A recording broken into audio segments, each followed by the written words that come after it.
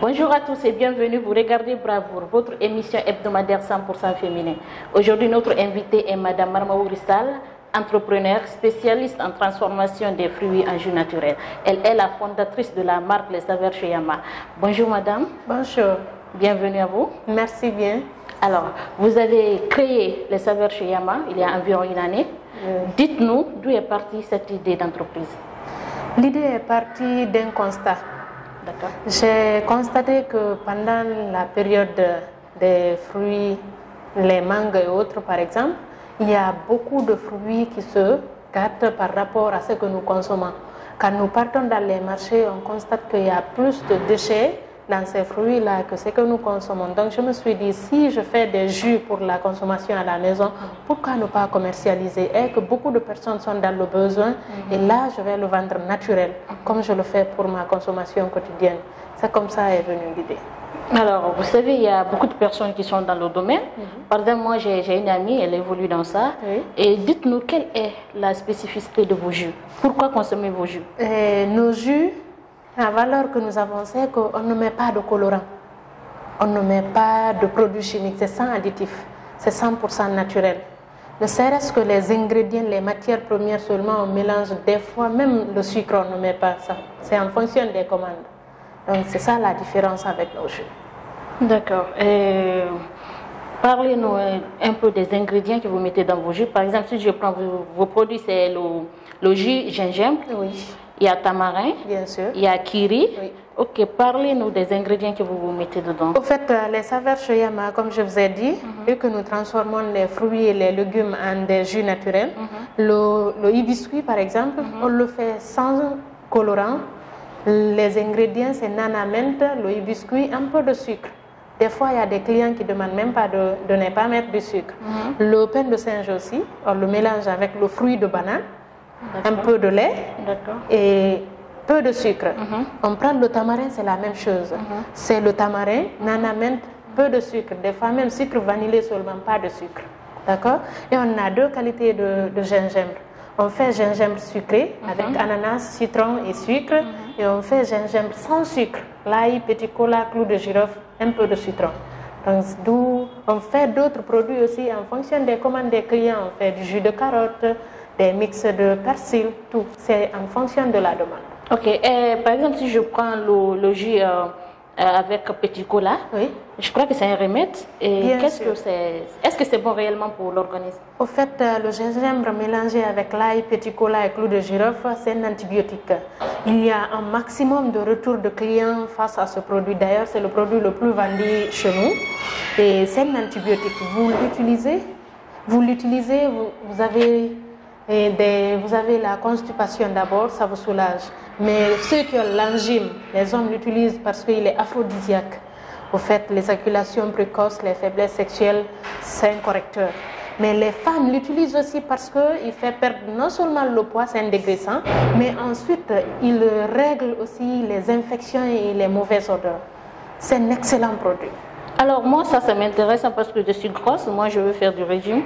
Ça m'intéresse très bien, je vais en prendre. Il n'y a aucun souci, il suffit juste de vous abonner et sur la page Facebook, Les Saveurs Cheyama, ou voir le contact qui se trouve sur les étiquettes. Partout à Conakry, on peut vous livrer. Pas de souci. Quelles sont les difficultés que vous rencontrez dans le cadre de vos business, de vos activités? Il y en a vraiment suffisamment, mais je vais réduire. Il y a d'abord ce côté que la population guinéenne n'est pas trop habituée de consommer les jus locaux. Quand tu leur dis que c'est du contenu local, pour eux, ce n'est pas bien fait. Ils vont te dire, Guingamp, 5 000? Non, moi, je ne peux pas acheter cela à 5 000 pendant que dans le quartier, on me le vend à 1 000 francs. On a des difficultés à faire comprendre le consommateur que oui, ils vendent à 1 000 francs, mais nous, on ne met pas de colorant. C'est pur naturel, c'est naturel. Donc, on a ce côté. Et il y a aussi le fait que l'obtention de la matière première, c'est cher. Donc, quand on achète, par exemple, je prends celui-là, les ingrédients, c'est l'ananas, le gingembre et du citron. Et ça peut arriver des moments pour avoir le citron, c'est difficile. Et l'ananas, pour avoir la couleur là et que le goût de l'ananas ressort, il me faut assez d'ananas. Et vous imaginez, pour avoir une seule paires d'ananas, il me faut 15 000, 12 500. Et combien d'ananas je vais mettre pour avoir 1 litre? Et si je vends le litre à 20 000, certains trouvent que c'est cher. On a aussi ces difficultés. D'accord. Il y a ce côté de fermentation aussi. Et les produits, vu que c'est naturel, il n'y a pas d'additifs. Quand ce n'est pas conservé dans le frigo, ça peut se fermenter rapidement. Et des fois, les clients ne comprennent pas cela. Dans les cérémonies, par exemple, nous faisons pour les cérémonies aussi.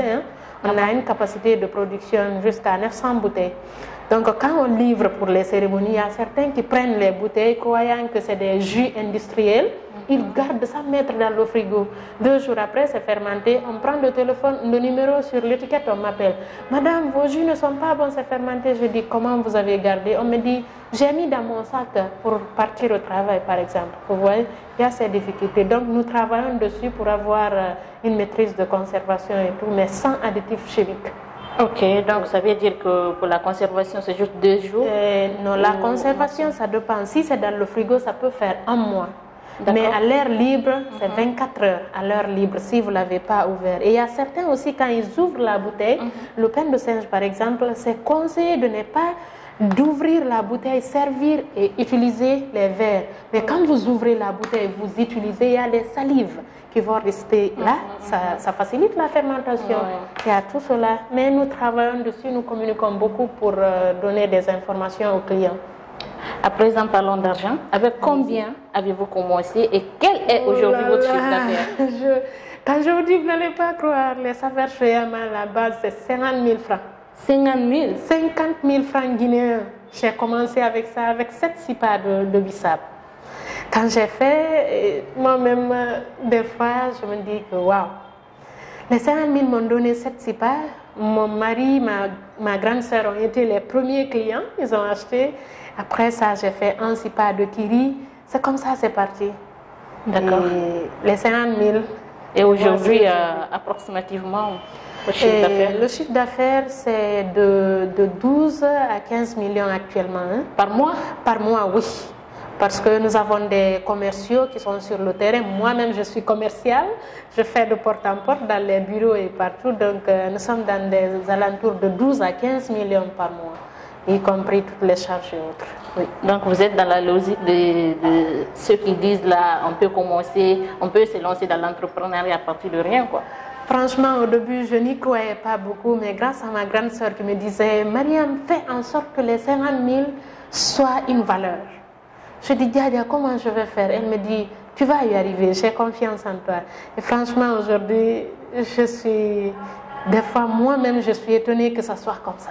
D'accord, nous sommes déjà pris par le temps. Oui. Si vous avez la possibilité aujourd'hui d'être accompagné par une microfinance, de combien avez-vous réellement besoin pour booster vos activités? Je peux dire de 30 à 50 millions, ça pourrait aller suffisamment même pour que je puisse couvrir la zone de Conakry.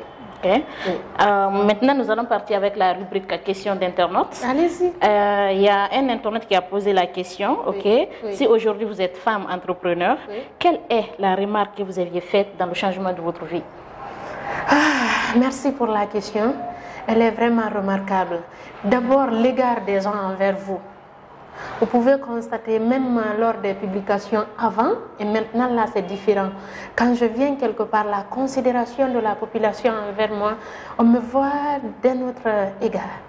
On me félicite partout, on m'encourage, mais en famille même, la contribution du côté financier, ça s'est beaucoup amélioré et ça fait du bien de savoir que les gens comptent sur vous, les employés, l'entourage, la famille. Ça fait vraiment du bien d'être là pour les gens. Merci, Monsieur Mohamed Silati Kaba, pour la question.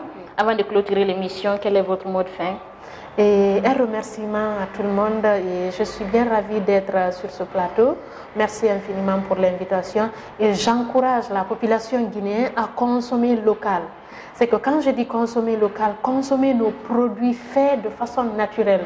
D'une part, ça nous accompagne, nous, entrepreneurs. De l'autre part aussi, ils sont rassurés de consommer ce qui est sain. D'accord?